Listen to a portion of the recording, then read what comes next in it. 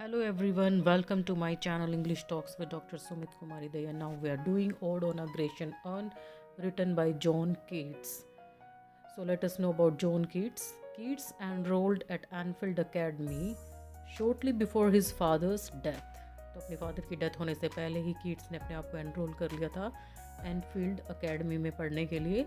His headmaster John Clark acted as a pseudo father to Keats and encouraged his interest in literature.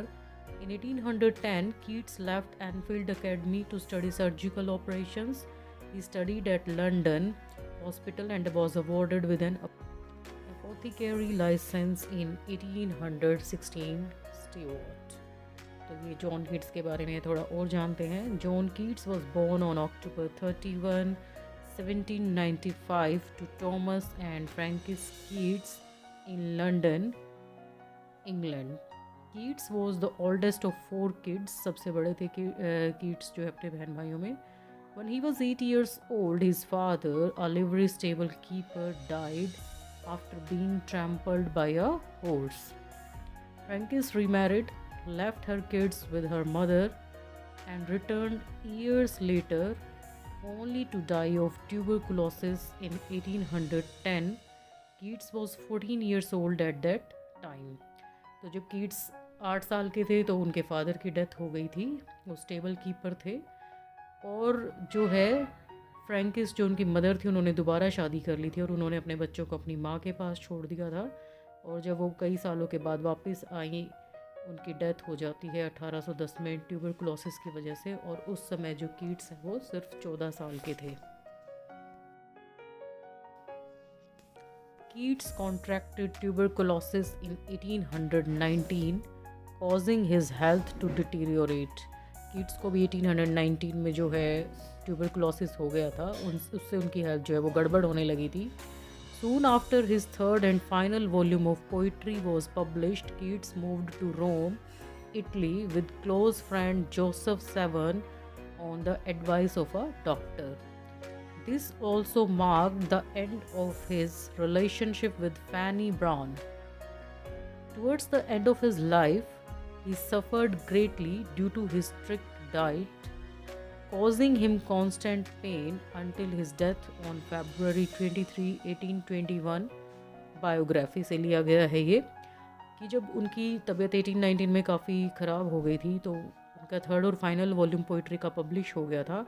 उसके बाद Keats ने Rome Italy में जो है अपने फ्रेंड जोसेफ के साथ जो है विज़िट किया एडवाइस ऑफ डॉक्टर पे. और इसके बाद जो है उनका रिलेशनशिप जो है फैनी ब्राउन के साथ ऑलमोस्ट ख़त्म हो गया था.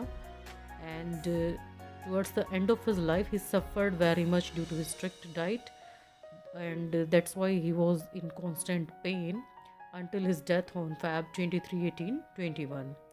Throughout his short life, Keats published numerous works including Ode to Autumn, Ode to Psyche, and Lamia Stewart. Since his death, his legacy has remained, and he was represented with a tablet in poets corner in Westminster. तो ये हमने जाना Keats के बारे में. So let us know about the theme of the poem. Ode on a Grecian Urn examines the close relationship between art, beauty, and truth. For the speaker, it is through beauty that humankind comes closest to truth, and through art that human beings can attain this beauty, though it remains a bittersweet achievement. तो theme क्या है odd on a Grecian earn की कि ये close relationship दिखाता है art, beauty और truth की तरफ. मतलब कि सत्यम शिवम सुंदरम का जो हमारा एक लोगो है उसको ये पूरा करती है ये पोएम कि जो सुंदर है वही सत्य है और जो सत्य है वही शिव है. शिव मतलब कि भगवान है. तो सत्य जो है वो हमेशा ही सुंदर होता है हर फॉर्म में और वही जो है भगवान होता है. और स्पीकर के लिए ये ब्यूटी ही है जो ह्यूमन काइंड को सच्चाई के पास ले आती है. और आर्ट वर्क जो है वो उसको क्या करता है, इस ब्यूटी को सदा के लिए जो है एक तरह से अमर बना देता है अपनी कलाकृति की तरफ से, जैसा कि ग्रेशियन अर्न पर कलाकृति बनाई गई है. तो अब हम देखते हैं कि what is an ode. Ode होता क्या है. ओड होती है एक lyric poem typically one in the form of an address to a particular subject. किसी विषय को लेकर संबोधित किया जाता है. इरेगुलर मीटर में ये लिखी जाती है और ये ओरिजिनली जो है गाई जाती थी.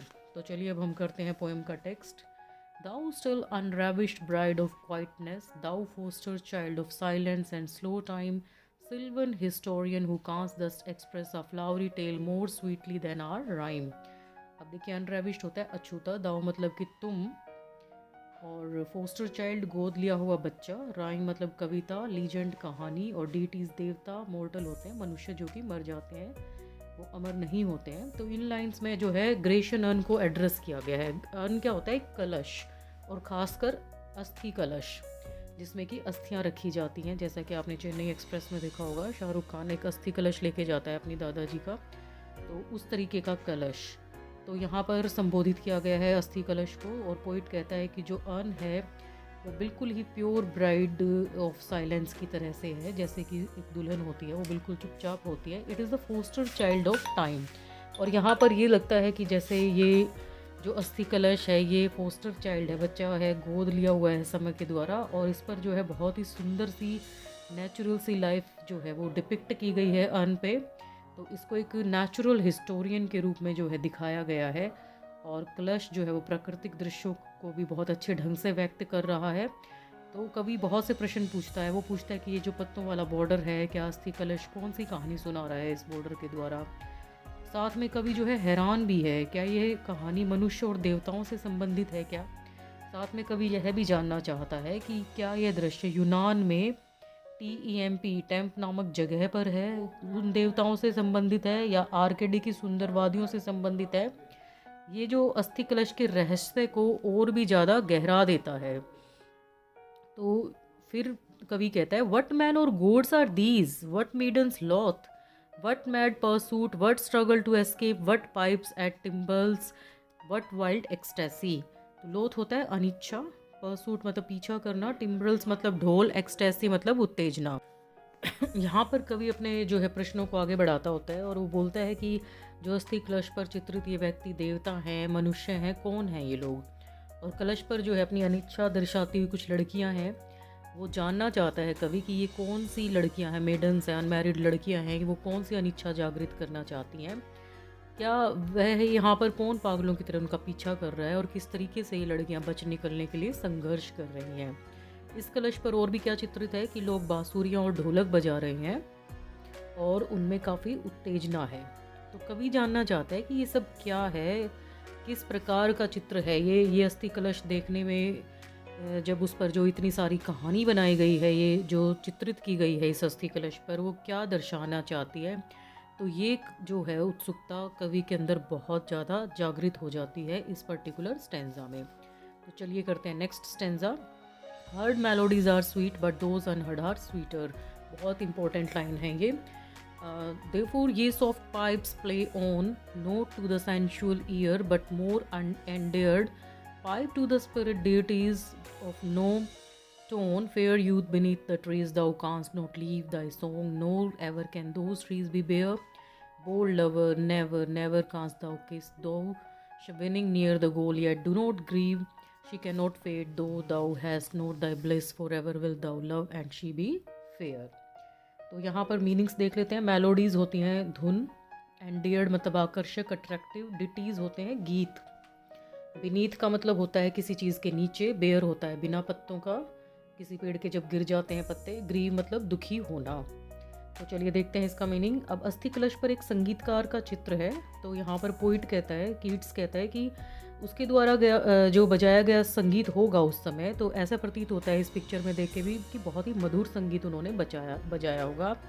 और इसमें कोई भी संदेह नहीं है कि जो हमारी लाइफ होती है, रियल लाइफ, तो वहाँ भी जो है म्यूज़िक मेलोडियस ही होता है। यह हमारे कानों को मोह लेता है। और अस्थि कलश के जो चित्र हैं, इस पे जो संगीत हमें जो है कानों पे हमें कोई असर नहीं डाल सकता, क्योंकि एक चित्रित है, लेकिन हम उसको इमेजिन कर सकते हैं।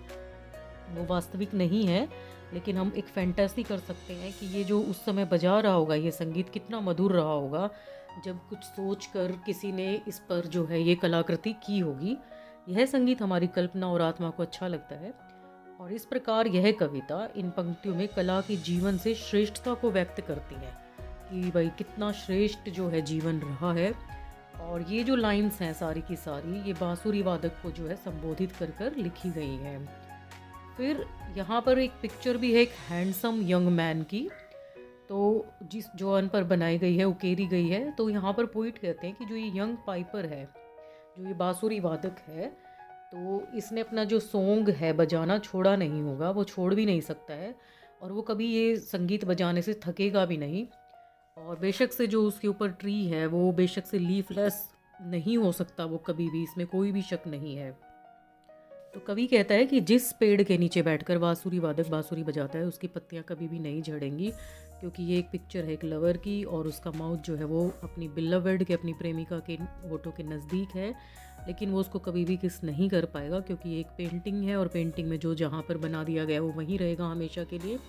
तो पोइट कहता है कि उसको यहाँ पर जो है उदास होने की ज़रूरत नहीं है, उसको अपना ये बहुत कंपनसेशन है। क्या कंपनसेशन है उसको यहाँ पर? बांसुरी वादक को यहाँ पर यही कंपनसेशन है कि वो हमेशा जो है यंग बना रहेगा, उसको जो है इस चीज़ की क्षतिपूर्ति हो जाएगी कि वो अपनी प्रेमिका को कभी जो है किस नहीं कर सकता, लेकिन उसकी प्रेमिका जो है वो सदा ही सुंदर रहेगी, वह भी सदा के लिए यंग रहेगा, और उसकी सुंदरता कभी नष्ट नहीं होगी, और उन दोनों का जो लव है वो हमेशा के लिए ही स्थिर हो गया है, वो अमर हो गया है, उसको भी जो है कोई भी अब ख़त्म नहीं कर सकता है। तो ये बहुत सुंदरता है इस स्टेंजा में, सबका सब कुछ जो है वो पाइपर को डिनोट करके, बांसुरी वादक को डिनोट करके एड्रेस किया गया है।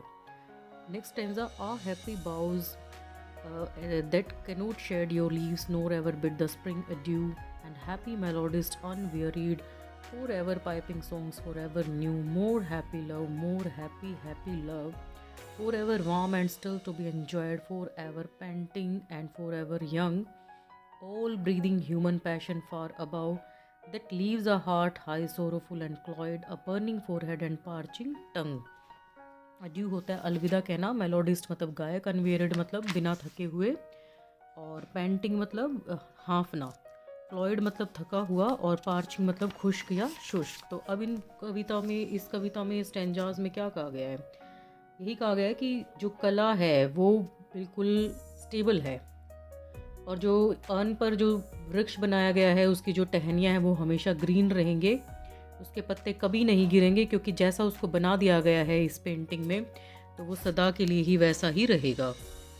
अस्थि कलश पर जैसा जो कुछ चित्रित कर दिया गया है वो सदा के लिए वैसा ही रह जाएगा। तो पेड़ के पत्ते भी कभी भी नहीं गिरेंगे, वो कभी भी बसंत ऋतु को जो है गुड बाय नहीं कहेगा, वो पेड़ वो हमेशा हरा भरा रहेगा।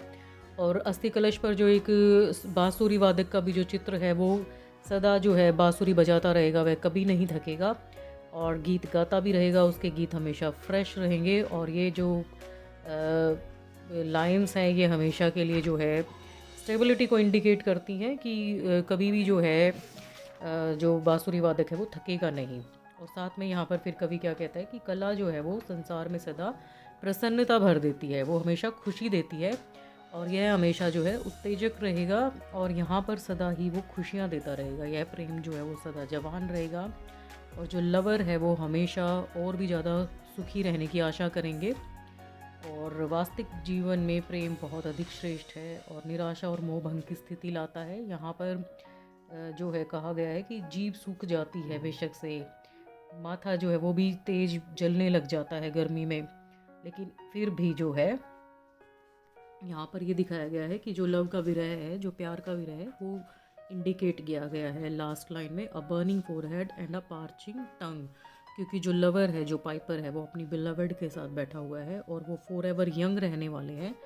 मोर हैप्पी हैप्पी लव, तो बहुत ही ज़्यादा उनका जो लव है वो खुश रहने वाला है, हमेशा वार्म रहेगा, वो स्टिल उसको एंजॉय करते रहेंगे, वो हमेशा के लिए यंग रहेंगे, और जो ह्यूमन पैशन है वो उनके अंदर हमेशा जो है भरा रहेगा, क्योंकि उनको ऐसा ही जो है ग्रेशियन अन के ऊपर उकेर दिया गया है। तो ये स्टेबिलिटी को दर्शाता है कि क्षण भंगुर नहीं है, जो पेंटिंग कर दी गई है वो सदा के लिए बनी रहेगी।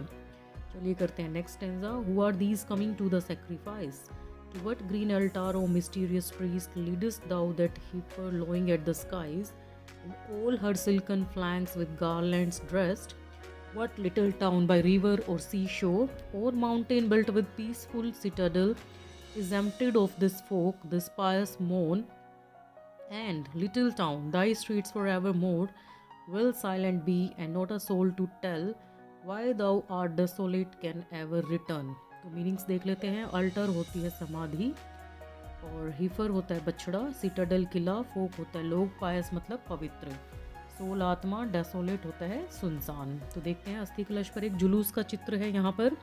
तो वो पशु की बलि देने जा रहे हैं। तो कवि पूछता है यहाँ पर कि वो पशु की बलि कहाँ देने जा रहे हैं। और उस जुलूस में जो है एक पुजारी भी है, वो एक बछड़े को बलि के लिए लेके जा रहे हैं। बछड़े को हारों से सजाया हुआ है और जो वो यंग जो हीफर है, वो जो बछड़ा है वो रंभा रहा है। तो पोइट जॉन कीट्स जो है वो काफ़ी सरप्राइज्ड है, हैरान है कि ये लोग किस नगर से आए हुए हैं।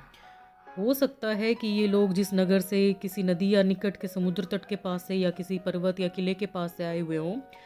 और कवि कहता है कि जिस जगह से ये आए हैं, जिस नगर से ये आए हैं, वह सदा के लिए सुनसान हो गया है, क्योंकि ये लोग अब तो हमेशा के लिए इस ग्रेशन अर्न पर ही छप गए हैं।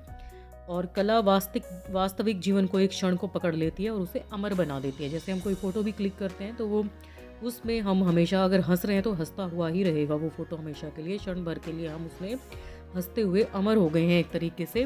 तो आगे कवि क्या कहता है यहाँ पर इन लाइन्स में कि यहाँ पर पहले की तरह कवि जो है कला के स्टेबिलिटी को, स्थायीपन पर ही जो है बार बार में विचार करता है कि अस्थि कलश पर एक छोटे से कस्बे का चित्र है।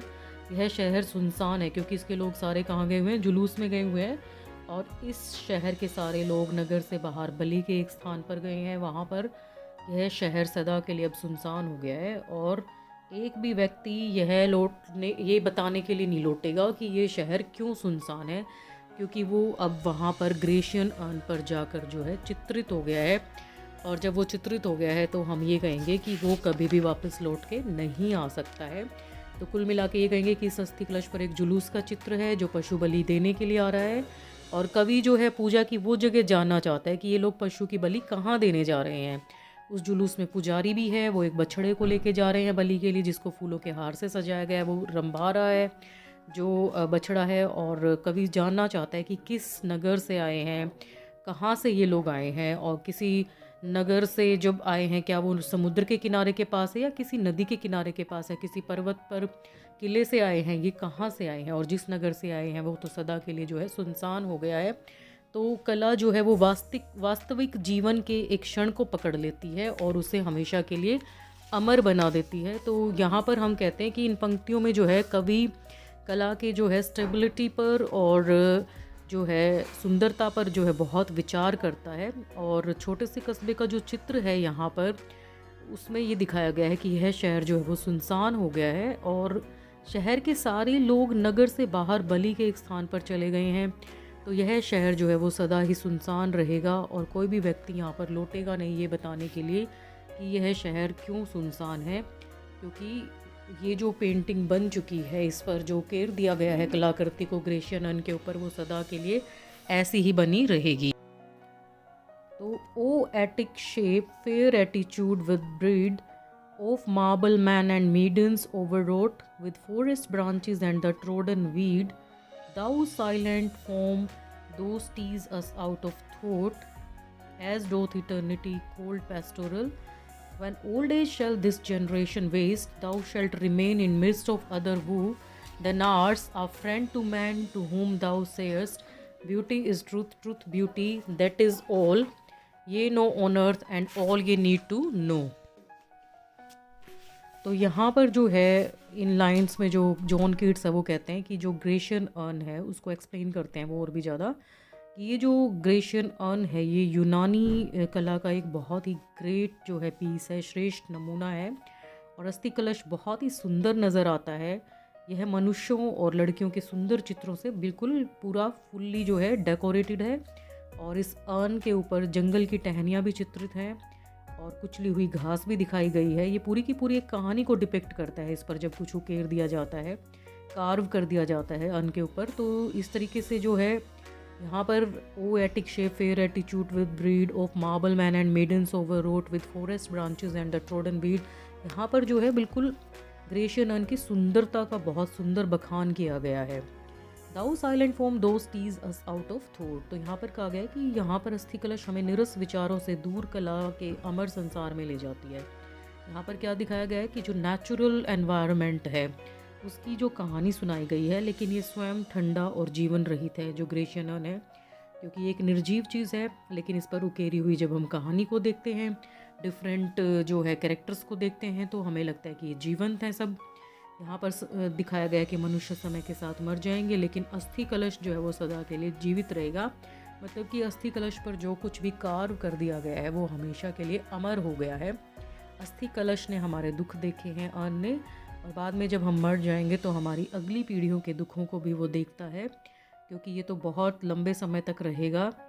तो अस्थि कलश जो है वो एक तरह से अमर हो गया है, और ये भविष्य में भी मनुष्य का मित्र बना रहेगा कि काम आने वाली चीज़ है अगर उसको डिस्ट्रॉय नहीं किया जाएगा तो। और ये मनुष्य को बताता है कि जो आर्ट है उसमें सत्य भी है और सुंदरता भी है, और सत्य और जो सुंदरता है वो एक ही चीज़ है, वो आर्ट से ही हम जो है दिखा सकते हैं।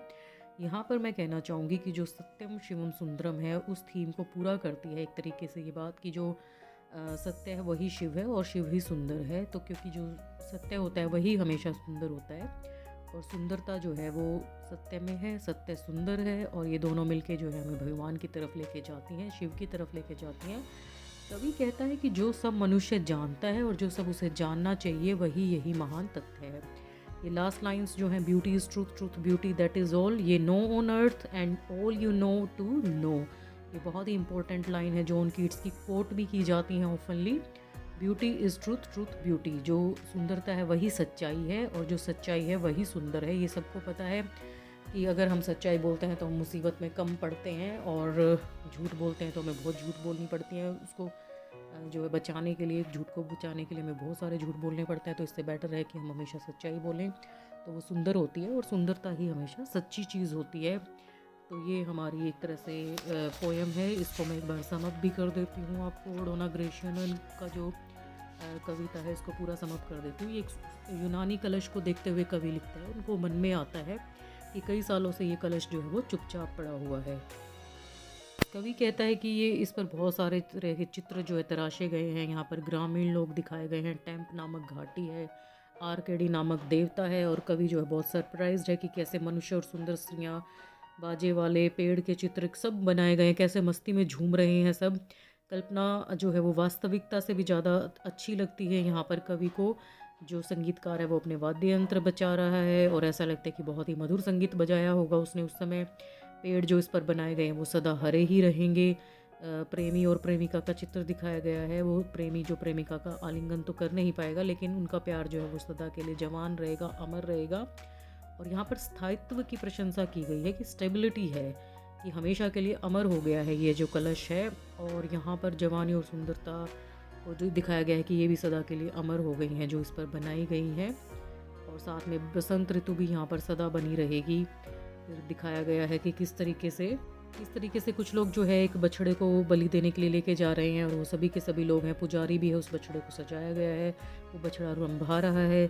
तो जिस नगर से वो लोग आए वो नगर तो बिल्कुल ही खाली हो गया होगा, और वहाँ पर एक भी इंसान नहीं है जो बता पाए कि ये नगर के लोग कहाँ गए हुए हैं। तो वो सदा के लिए वीरान हो गया है।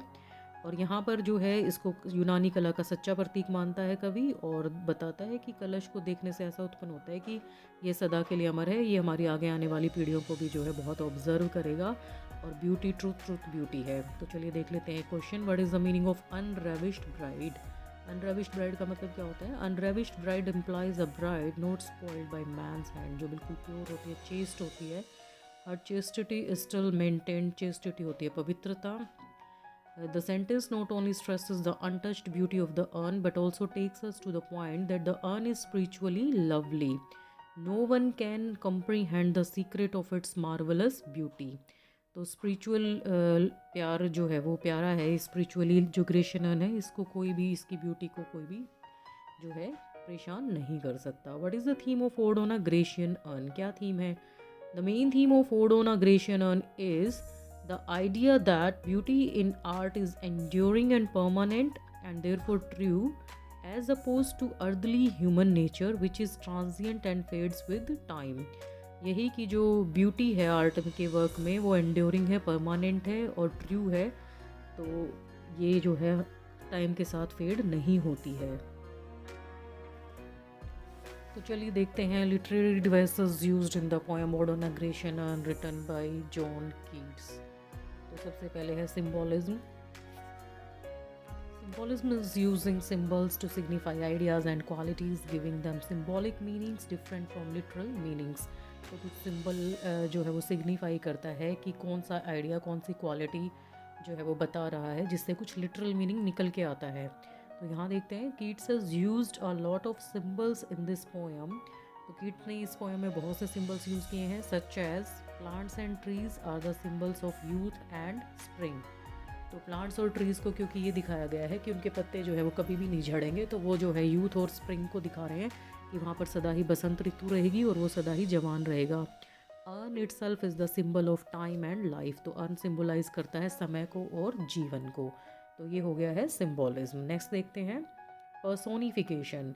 Personification is to give human attributes to animate और इनएनिमेट ऑब्जेक्ट्स.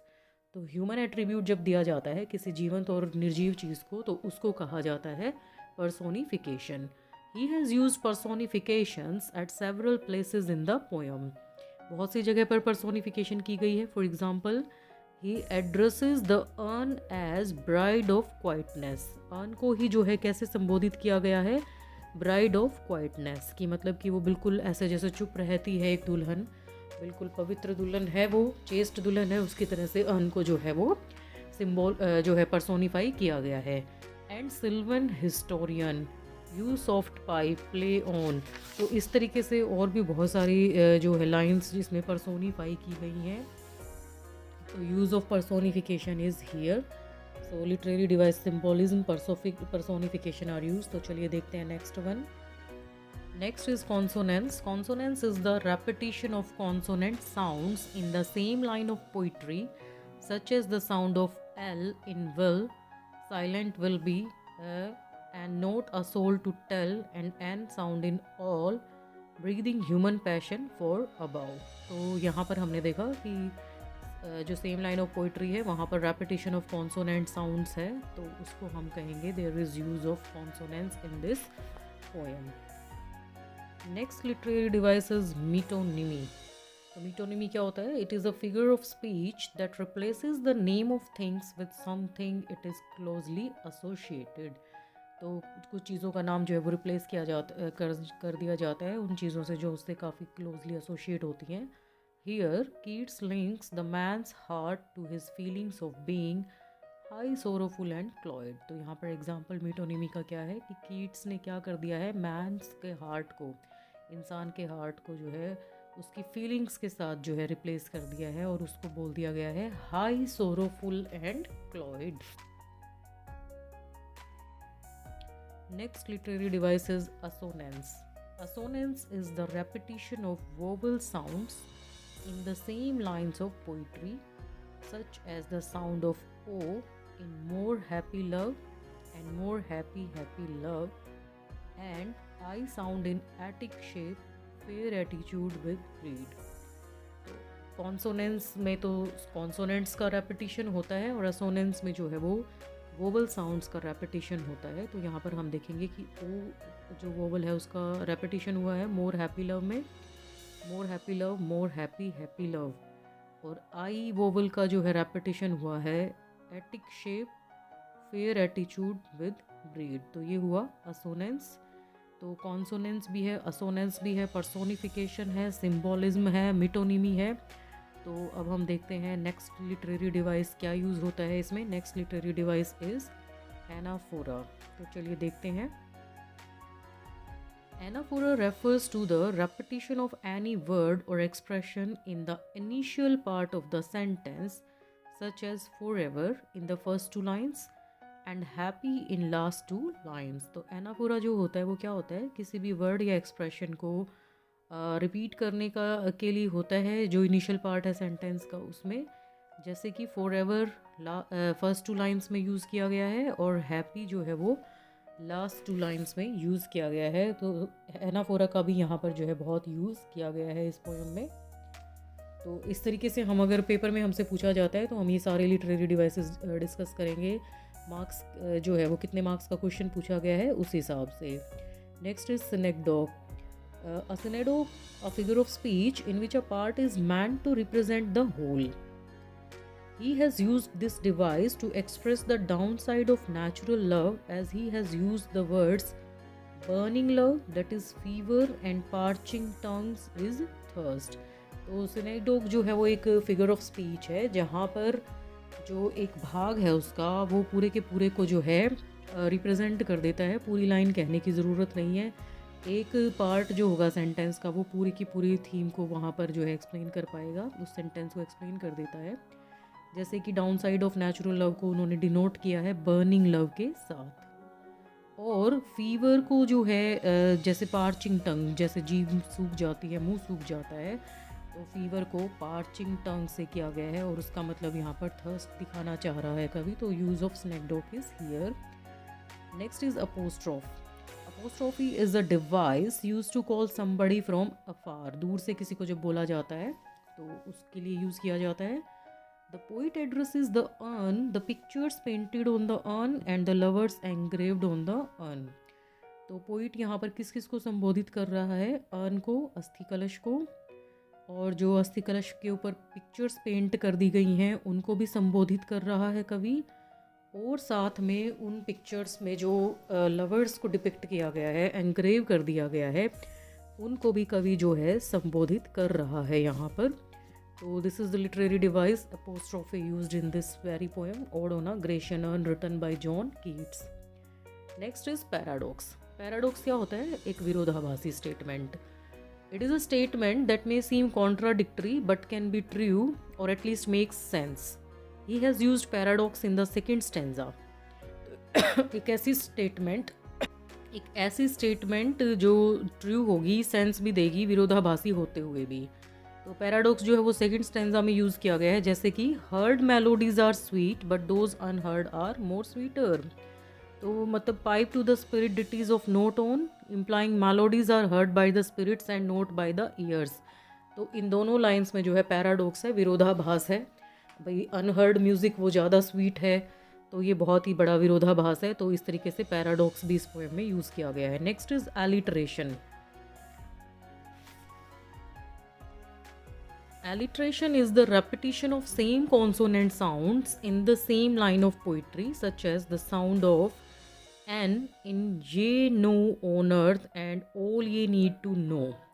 तो सेम ही लाइन में जो सेम कॉन्सोनेंट अगर रिपीट हो रहा है तो उसको एलिट्रेशन कहा जाता है। तो इस लाइन में एन जो कॉन्सोनेंट है उसका रेपिटिशन हो रहा है ये know on earth and all ये नीड टू नो लाइन में, और टी साउंड का रेपिटिशन हो रहा है beauty is truth, truth beauty, that is all. इस लाइन में टी कॉन्सोनेंट का रेपिटिशन है, सो दिस इज एलिट्रेशन।